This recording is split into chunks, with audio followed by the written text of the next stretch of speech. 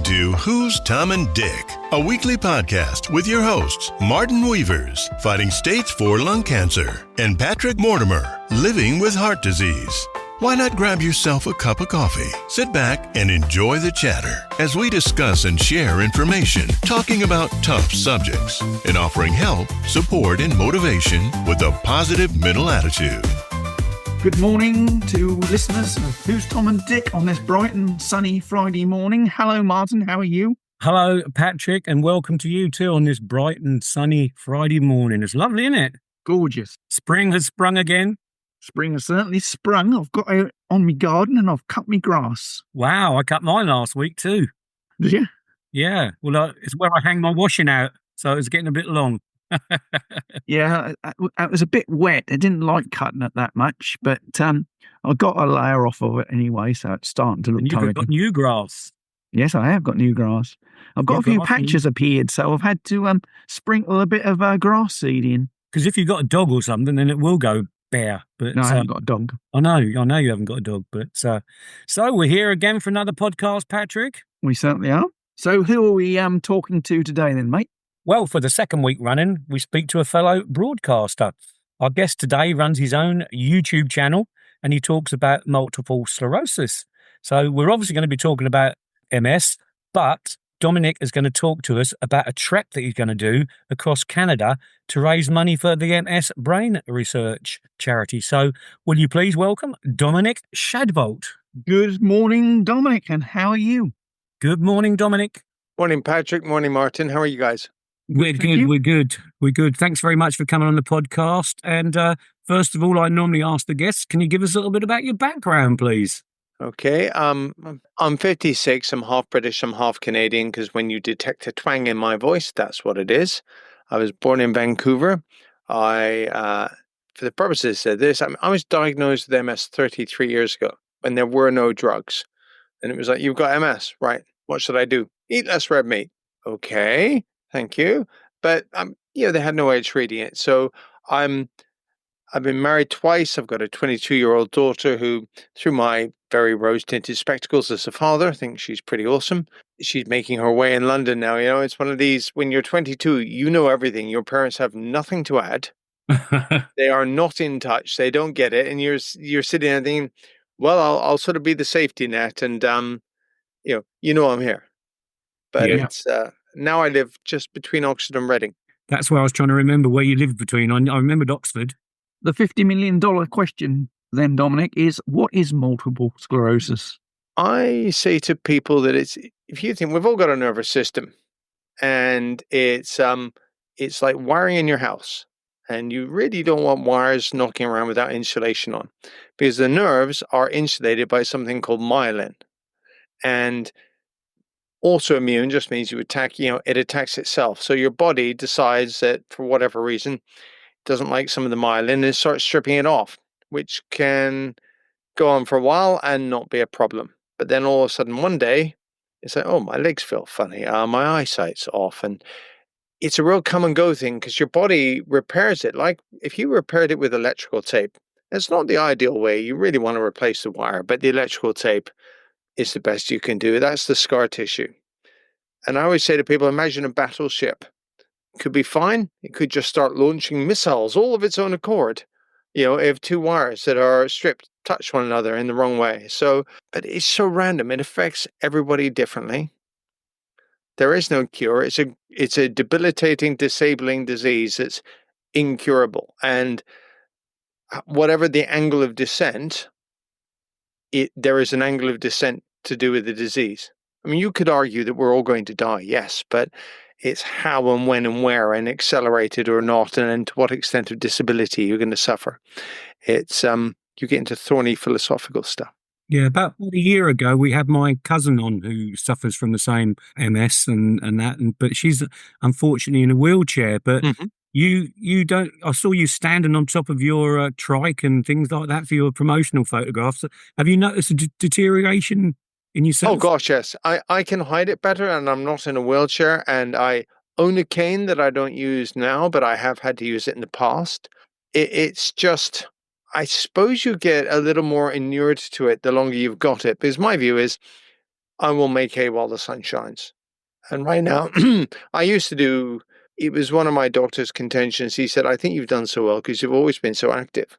Because people talk about brain health and MS. It's brain health and everything. But with MS, it's been shown, one of the chaps I work with just said, exercise is the second best DMT, which is the drugs to treat it.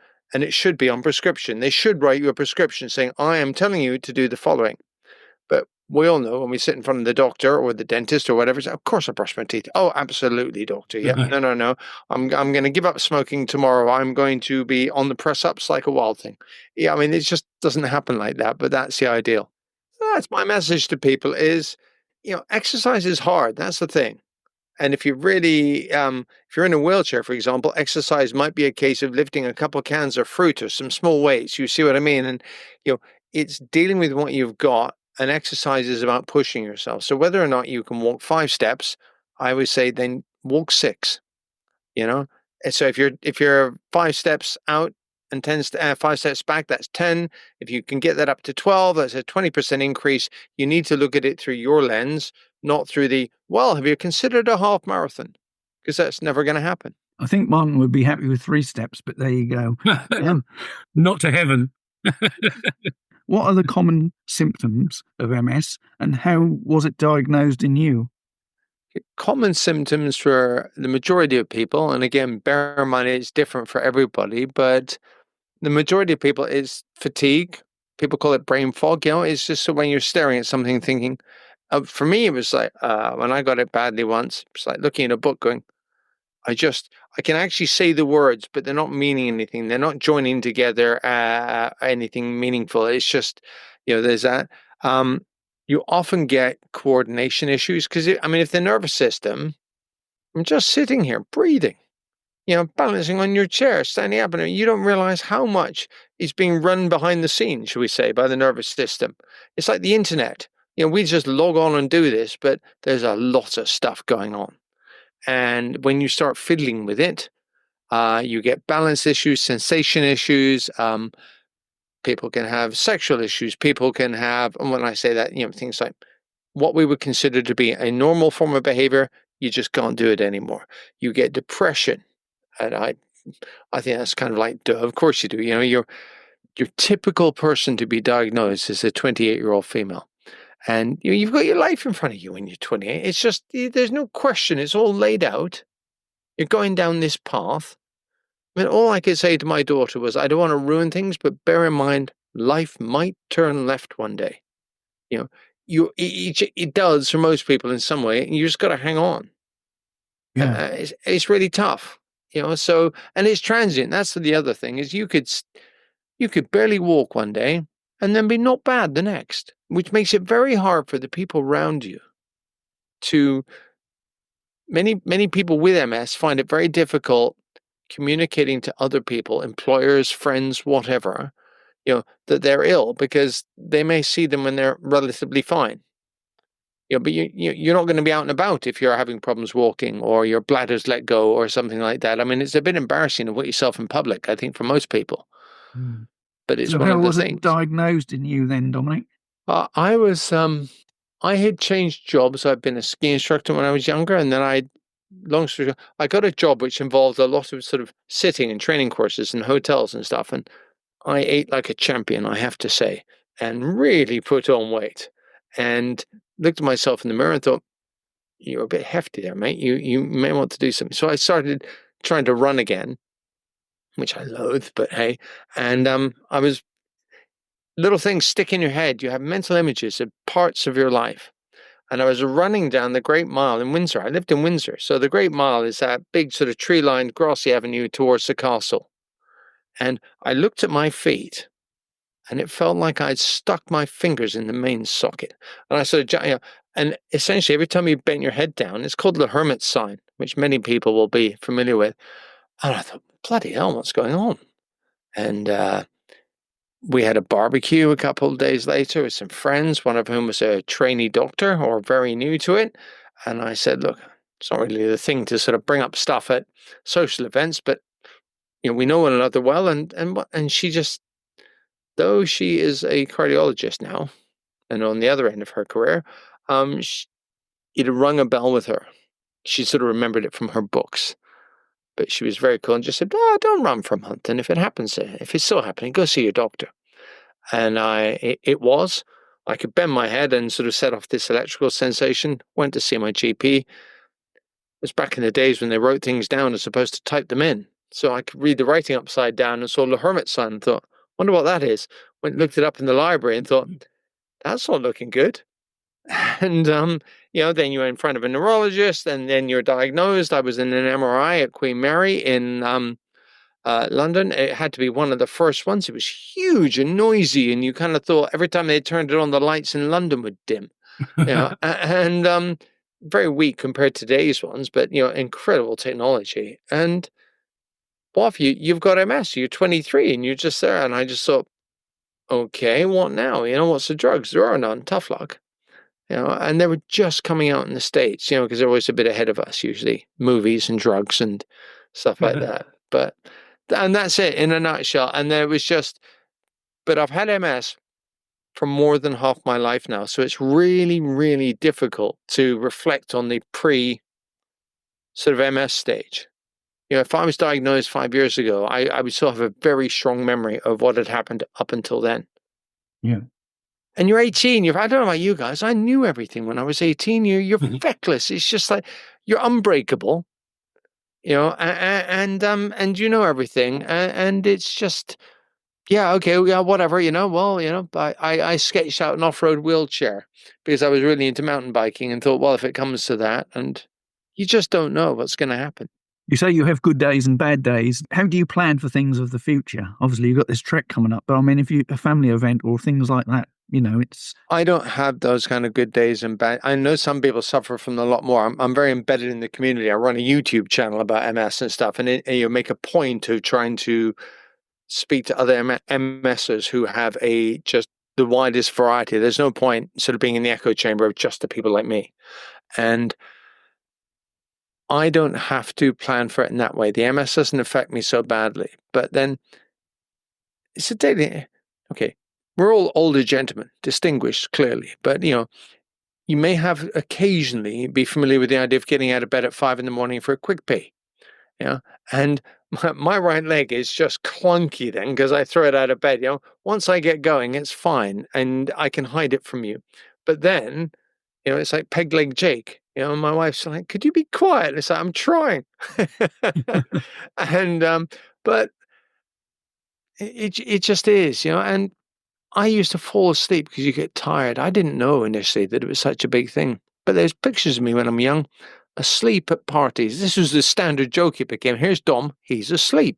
It's 10 o'clock, my head's by the speaker and I'm just out like a light. Couple of drinks and boff. And, but these days you learn to manage it better. And I don't know about you, I care far less about what people think of me. I'd be lying to say I don't care, but these days it's generally, I consider it, if you've got an issue, it's more your problem than my problem. Mm-hmm. But when you're young, it really does weigh on you what you think other people think of you. Well, you mentioned about your trek across Canada, and it's going to be 8,000 kilometers, which in English is 5,000 miles, roughly. Can you tell us a little bit about that and who came up with the idea? The roots of the idea go back to a neurologist that has sadly died. Everybody liked him. He was well known. He was my neurologist. He was the guy that said to me, I think you've done so well because of your activity. Because I've never said, I don't like gyms. I do stuff and it happens to bring exercise and I enjoy the stuff and the exercise is the side effect. But so his name was Matt Craner and in Oxford, and I was on a drug trial and he was my neurologist, and Matt and I really got on and he loved cycling. And that's kind of stuck with me. I said I'm Canadian. I was born in Vancouver. It's a big place, 8,000 kilometers, 5,000 miles, whatever you want to say. I haven't seen the vast majority of the country. I also think Canadians seem to be particularly nice people. And I was chatting with another neurologist of mine, Gavin Giovannoni, fairly recently. He's known in the MS community as Prof G, and very well known. And we were chatting last August. He was the one, and I will always blame him. I was at his. There was one of several retirement dinners that he's had recently, and I made sure I got that in there because I thought I didn't want people to think that I picked the $1 million just because I was super. It was like 500,000. Are you sure?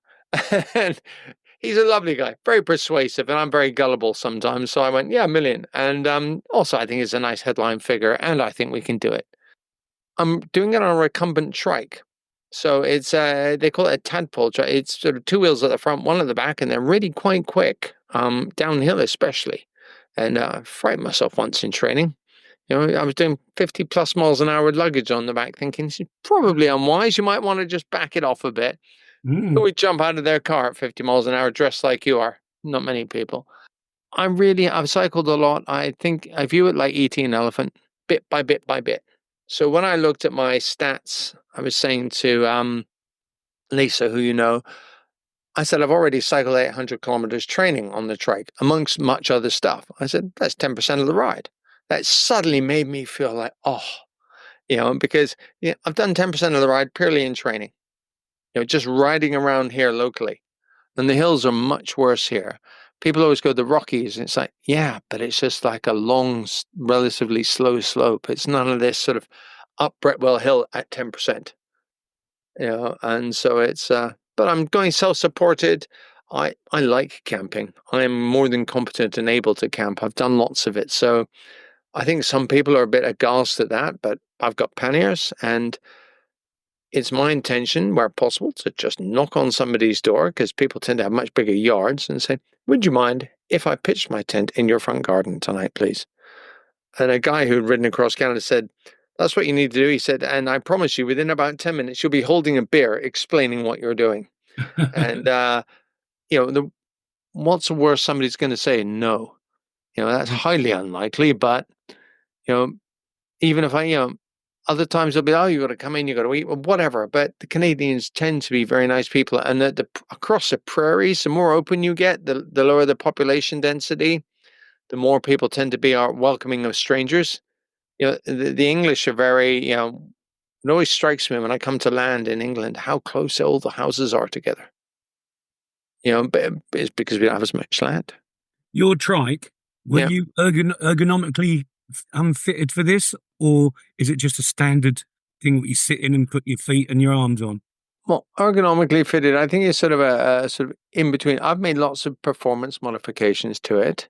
It's a fairly high performance one anyhow. You can get a lot more sort of sit up ones, and they're a real favorite amongst people who have far more significant disability. And when I am done, I'm going to donate the trike to there's an adaptive riding charity in the Rockies, and trikes can be adapted. You're not going to fall off a trike. If you come to a halt, you're just there. You're sitting in a seat. It's a sort of carbon fiber tub, and you can get it so all the controls are on one side. Let's say you lost an arm, you can still ride it, or you can adapt them. I've seen guys with their legs.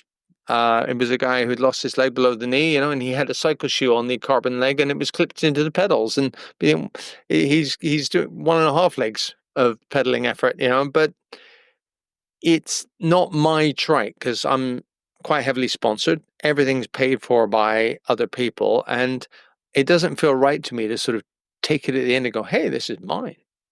Plus, I think after 8,000 kilometers, I'm probably not going to want to look at it again. I did a master's in Sheffield, and they have a great aerospace engineering department. And as an alumni, I'm involved. There's a team of students who are doing a project right now. They're building a carbon fiber tail cone for it, to improve the aerodynamics somewhat. And it's it costs about £300 in materials. And you're thinking, if you went and got a carbon fiber custom fitted tail cone, anywhere else, it would be in the thousands. And but for them, it's a project to do outside of their regular work, and it was organized through the alumni team at Sheffield. So it's just it looks kind of cool as well. I have to say, the geek in me thinks that looks really cool. So have you had to seek sort of medical advice, because obviously you might need things along the way? Well, the nice thing about the MS drugs that I've had is they're really hefty ones. They're also used in cancer, but it's an idea is to wipe out your immune system so it can restart, hopefully less affected than it was. And you do it twice. So once and then a year off and then again. And the last dose happened a couple of years ago now. So I have my sort of, should we say, running meds. I'm my neurologist was saying, speak to your GP and get a travel pack. And I said, what are you talking about? She said, oh, you could get 2 different types of antibiotics. You just, things are, anybody, you guys would get them. Anyone who is undertaking something like this. If you had a chest infection, there was one other, I can't remember. I don't want to mix them up. I think I'll just write in marker pen on going, tummy, lungs. And the MS community is phenomenally supportive. I have a social media agency, again, paid for by one of the sponsors. My wife's saying, what are you going to do if you get in trouble? I said, well, I think the first thing you do is you tweet out saying, this fool is stranded here. Can anybody help? I'm really not worried by things, but you know what it is like? We're all old enough. You make plans, you do something unexpected will happen. There is just no question that something is going to be like, oh, well, I hadn't thought that would happen. But, we're old enough and adaptable enough, that you think, I can do this. And the other thing is I'm half Canadian, so I'm covered on health insurance. Oh, right. If I break my arm, I'm not going to have any hefty hospital bills. That's handy then. Yeah. So, but meds-wise, I'm fine. It's just the normal. I think I'll be living on it. I think ibuprofen's going to become part of my 5 a day. Just because you're old enough to have aches and pains. Weren't you tempted to perhaps try this in a Sinclair C5? Well, obviously, but I would have done that in a C5. It was probably my second choice, but there's very few places to plug it in. Yeah. Reliably. So it's especially as you're getting across the prairies. Otherwise you would have seen me on the C5, no doubt. When you say the prairies, is there wild animals across there? Well, the prairies is probably, I'm more concerned. I hate mosquitoes and black flies, and it's going to be mosquito season in Toronto, in Ontario rather. So when I go over the top of Lake Superior, I think they'll be particularly bad. I have a mosquito net, mosquito repellent, and I've got a wide vocabulary to swear at them. But, I'm one of the people they love. If we all sat in a room, they'll all go, oh, there's Dom, yum, yum. Bears, people worry, when you actually look at the amount of bear attacks in North America, because the bears aren't really sort of cognizant of the border between Canada and the States. And you'd really have to go some to be sensible. Don't piss off a bear by trying to pet it. As I saw somebody on TikTok trying to do, a foreign tourist who I don't think really grasped the fact that it wasn't Paddington. And then it took a swipe at them because they had a bag of peanuts, and you're like, boy, there's lots of shrieking. You sound surprised. And I'm just, don't interact with bears. Be sensible. Don't put your food in your tent, for example. In all the campsites, there'll be lockable places to put your food. You carry bear spray. It's a bit like a policeman carrying a gun, I guess. You really want to use it, but you got to carry it around with you. Bear spray is just the same as what a British police officer would have as, they call it capture spray, the synthetic capsicum. But it comes out in a cone as opposed to a stream, which means you've got to let the bear, for it to work well, you've got to let the bear get properly close. And I think I'd just be... What are the road conditions like in Canada compared with here in the UK? Well, certainly around here, it's as if they're preparing for an invasion. They've let the roads get so bad, I think they want to slow down the invaders. But, my experience is Canadian roads, when the Canadians go, oh, the road's bad, you're like, where? What? What's wrong with it? Oh, no. They're generally pretty good. I don't want to go down gravel much just because, I've got high performance tubeless tires, which, a friend who's gravel raced for a couple of years said I've used these faultlessly. So it's like, that's fine. That's the endorsement I need. I trust him. But it's like, I have bought 2 more sets of tires because when I get to Canada, to Halifax, in the 2 weeks before I start, one of the first things I'm going to do is post the tires to bike shops, sympathetic bike shops along the way, because you will wear out your tires. Mm-hmm. And it's all this logistical stuff, which for the first time you're thinking, oh yeah, oh God, no, I didn't think about that. And I won't need to be able to carry as much water when I'm doing the first bit than when you're across the prairies. You will want to have the ability to take probably 3 liters of water with you. Your water to drink while cycling, and your water, there'll be an awful lot of packet noodles for, if I'm camping, it's going to be, I think I'll be sick of the sight of them as well by the time I'm done. And my neurologist said to me, what are you going to eat? I went, every single thing I see.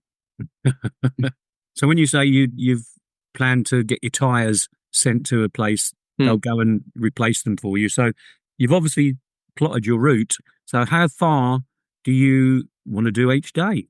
I'm trying to be very conservative right now. I have got MS. I am not a spring chicken. I'm 56. I'm aiming to do 80 kilometers a day, which is 50 miles in old money. And that means if you run at 10 miles an hour, that's 5 hours of riding a day. I hope to be able to do more, but I'm refusing to commit to any more than that, because that sounds like a sensible daily amount, and that's what I've sort of predicated everything on, the fact that it should take about 4 months. I'll treat it like religion. I'll ride for 6 days and take a day off. Again. I've done a little bit of cycling myself, traditionally cycling on a two-wheel bike. The furthest I've been is 50 miles. Mm-hmm. And I could have gone further, but it was me backside that gave up. I couldn't find a comfortable position on the seat. Yeah.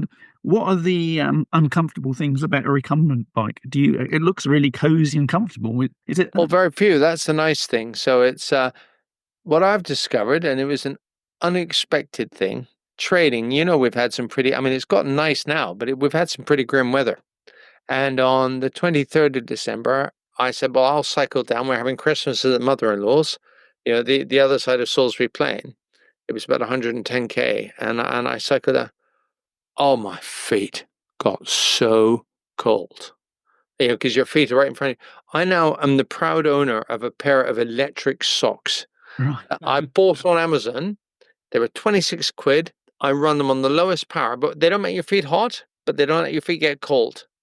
Right. And they're good for about 3.5, 4 hours. And, I won't have to use them in Canada, but that was an unexpected area of discomfort, because your feet are right out in front of you, so they take the brunt of everything. Yeah. I'm actually getting a front fairing, which will cover them up, and apparently it makes a big difference. But, so far today, that was the one real thing. Yeah. So can people tune into you via your YouTube channel, or how will this be filmed, or won't it be filmed? Absolutely. Well, it will be filmed. It's I know this is a podcast, but I'm holding up an Insta360 camera that I was told to get. One of the sponsors got for me.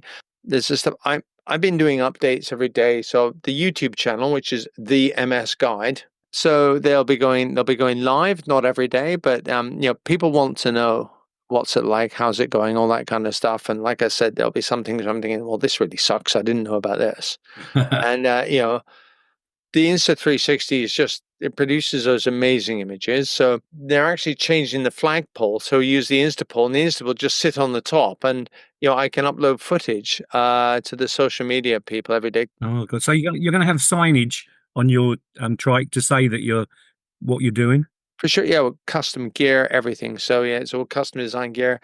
My view is, if people want to donate, some people love to get all the backstory, and some people go, I'm going to give you $50. How can I do that? Or 25 or whatever. And it's just going to be, it's on my kit on the left shoulder. It'll just be like, here, point your phone at this.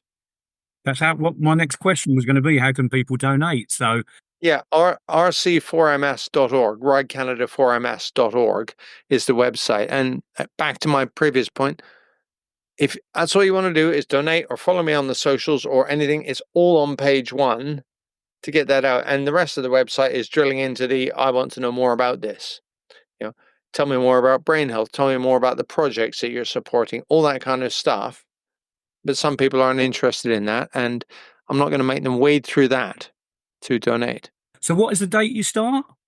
I start May the 1st. So I leave the country on the 15th of April, because I'm going 2 weeks in advance, and I start May the 1st in a place in Halifax called Prospect Park, where I can dip my toe in the water and say, really from sea to sea.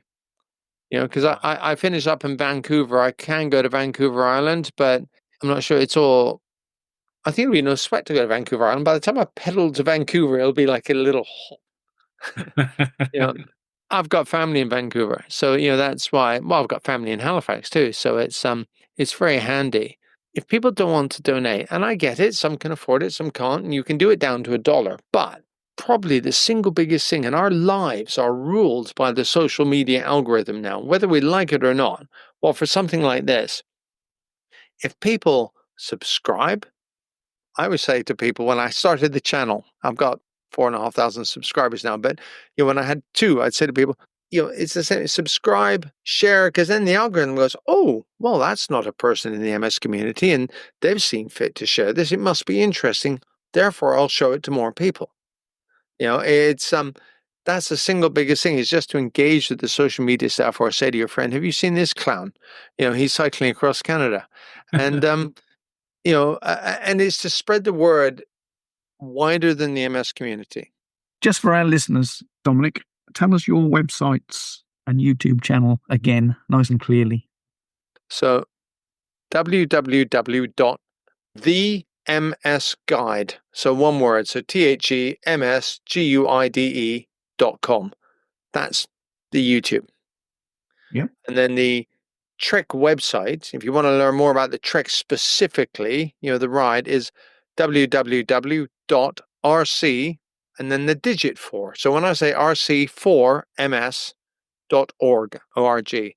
So rc digit 4ms.org. Going back to your equipment, you mentioned about you got warm toasties for your feet now.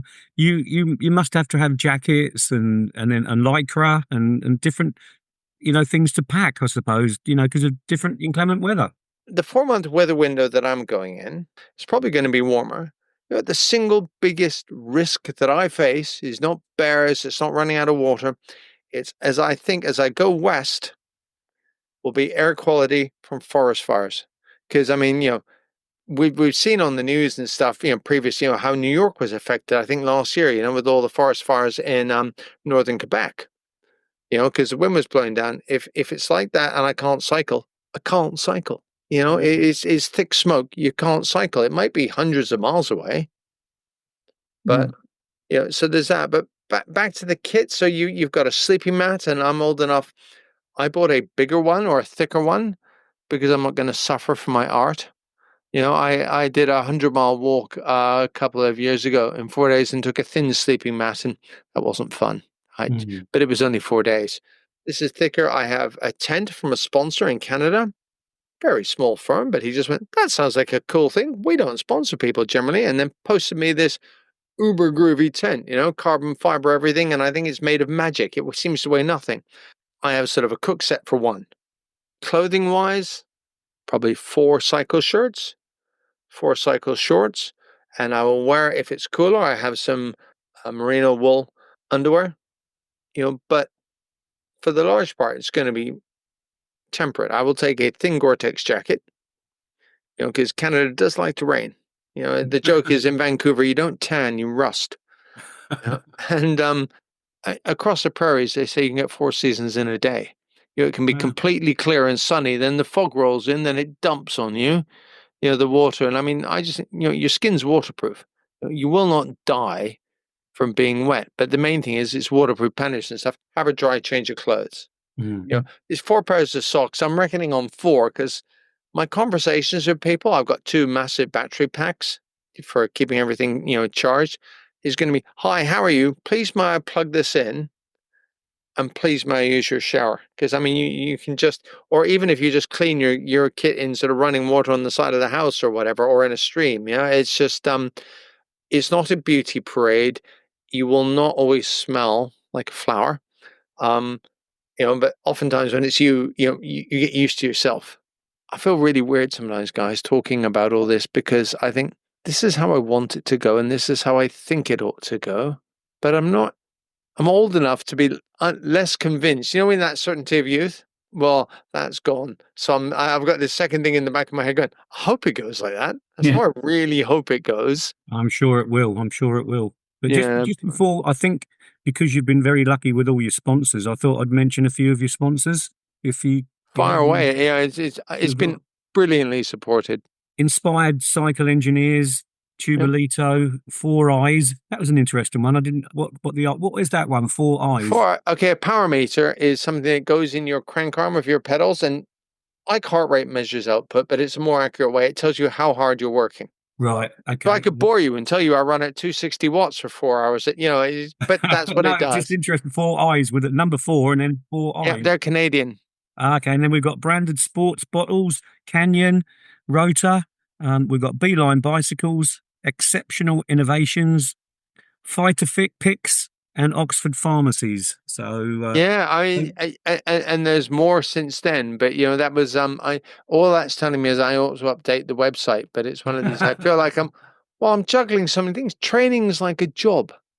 I look at it and go, I need to achieve the following. I have to. It's not, oh, I want to go to the gym because I want to look better. It's like, I need to do this. If I could, if the sponsors could have afforded to pay for somebody to follow me, and they call it an RV, the motorhomes. Yeah. That'd just be brilliant. You'd have no sleeping issues, and you could just draft it if you were feeling tired. And, but part of it is I just want to do this myself. I know I can. I've got Betsy, who's a motorhome. So exactly. So yeah, well, I mean, if you want to ship Betsy over and drive her in front of me, I would be massively grateful. Yeah. This podcast has been one of my most enjoyable ones, and we do a review at the end of the year, and I'm going to mention this again because it's just opened my eyes to realise how lazy I am. You're not lazy, and you do what you can. This is the point. I think no one should compare themselves to cycling across Canada. See, we all compare ourselves to what's above us, yeah? So I think, well, Terry Fox ran across Canada with one leg, so which makes me feel like this is kind of like, not that big a deal, but to other people it is. If you're trying to make Martin feel bad, you're doing a good job on it. I tell you what, Dominic, you've definitely got what we always talk about. Our motto on the podcast is positive mental attitude, and you come across with that in abundance to me. So, you know what my catchphrase is? Illegitimi non carborundum. It's Pig Latin for don't let the bastards grind you down.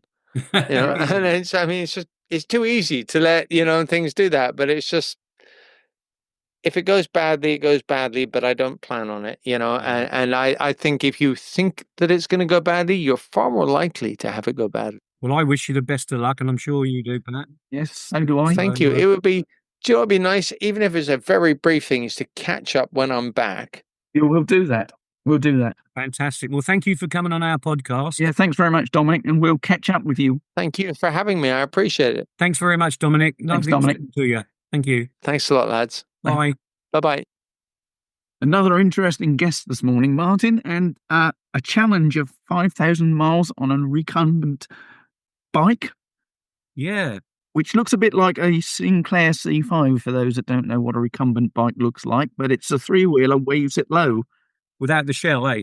Without the shell, yeah. And I praise you on actually saying that word. I only said it once and got it right, though, didn't I? Not shell, but recumbent. All right, recumbent. Oh, I thought you were going to talk about multiple sclerosis. Oh, that word, yeah. No, yeah. I tell you what, that was one of my favourite podcasts, that was. I really enjoyed that.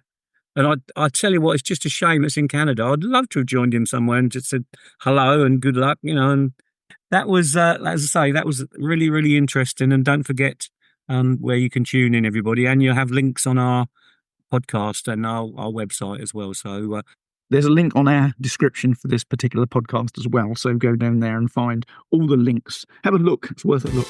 Definitely. Okay, lovely to talk to you, Pat, and thanks for everybody. Thank you. Yeah, thank you. Take it easy. Bye. Catch you again soon. Thanks, everybody. Bye. You've been listening to the Who's Tom and Dick podcast with your hosts, Martin Weavers and Patrick Mortimer. If you enjoyed this episode, please subscribe to the show on Apple, Spotify, or your favorite streaming platform. New episodes are available every Friday. Thanks for tuning in.